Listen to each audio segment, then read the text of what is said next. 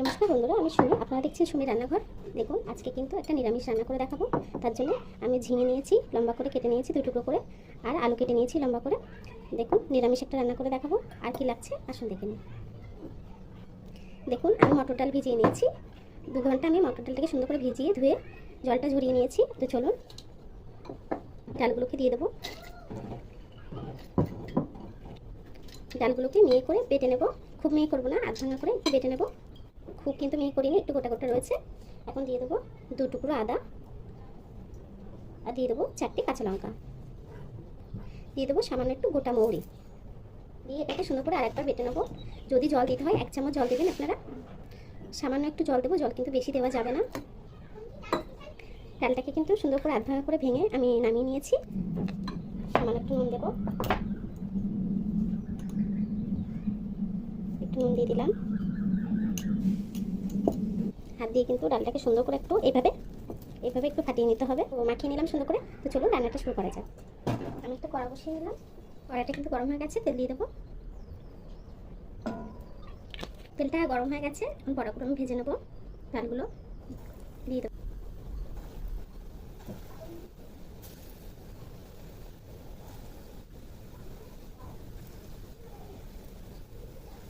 হালকাভাবে একটু নেড়ে দেবো যাতে ভেঙে না যায়। বড়াগুলো কিন্তু ব্রাউন করে ভাজা হয়ে গেছে, বড়াগুলোকে তুলে নেব।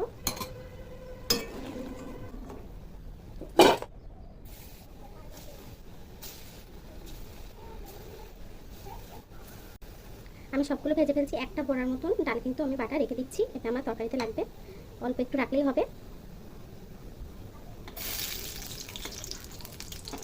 দেখুন বন্ধুরা, বড়াটা ভাজা হচ্ছে। বড়াটা ভাজা হতে হতে চলুন তরকারির যে মশলাটা ওটা রেডি করে নিই। দেখুন বন্ধুরা, মিক্সার গ্রাইন্ডারতে দিয়ে দিচ্ছি 2 টমেটো কুচি, দিয়ে দেবো 3টে কাঁচা লঙ্কা, দিয়ে এটাকে সুন্দর করে পেস্ট করে নেবো। যে বাটিটার মধ্যে আমি ডাল বাটা রেখেছিলাম সেই বাটিটার মধ্যে সেই টমেটোর পেস্ট নামিয়ে নেব। মিক্সারটা ধুয়ে সামান্য একটু জল দিয়ে দিয়েছি। এখন নুন দিয়ে দেবো। নুন, ছোটো চামচের 2 চামচ নুন দিয়ে দিলাম। দিয়ে দেবো সামান্য একটু হলুদ গুঁড়ো, দিয়ে দেবো 1 চামচ লঙ্কার গুঁড়ো, 1 চামচ জিরের গুঁড়ো। এটাকে সুন্দর করে একটু মিক্স করে নেব। মিক্স করে নিয়েছি। দেখুন, যে তেলে আমি বড়া ভেজেছি সেই তেলে আমি রান্নাটা করবো।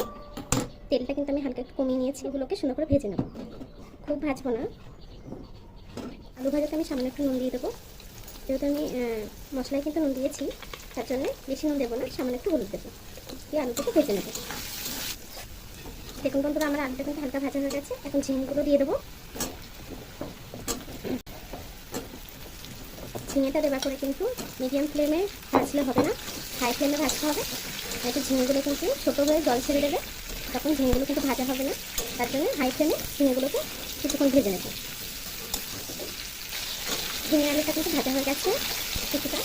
এখন আমি যে মশলাটা তৈরি করে রেখেছিলাম সেই মশলাটা দিয়ে দেবো। দেখুন, সেই মশলাটা দিয়ে দেবো।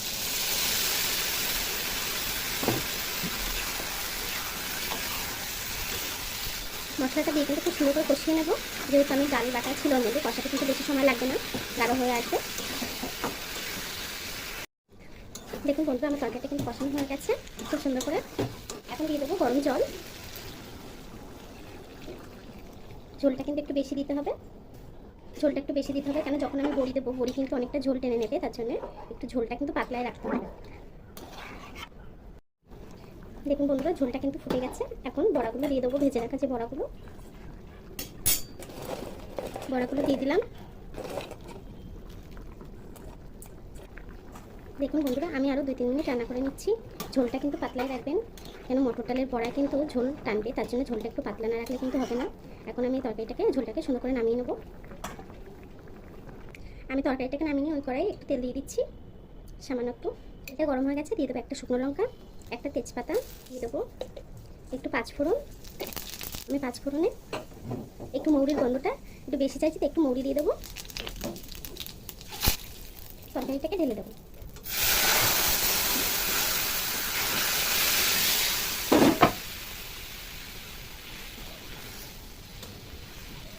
আর কিছুক্ষণ রান্না করে নেবো তরকারিটাকে। দেখুন বন্ধুরা, তরকারিটা কিন্তু প্রায় হয়ে এসেছে। আমি সামান্য একটু চিনি দিয়ে দেবো। দেখুন বন্ধুরা, আমার তরকারিটা কিন্তু হয়ে গেছে। এখন নামিয়ে নেব।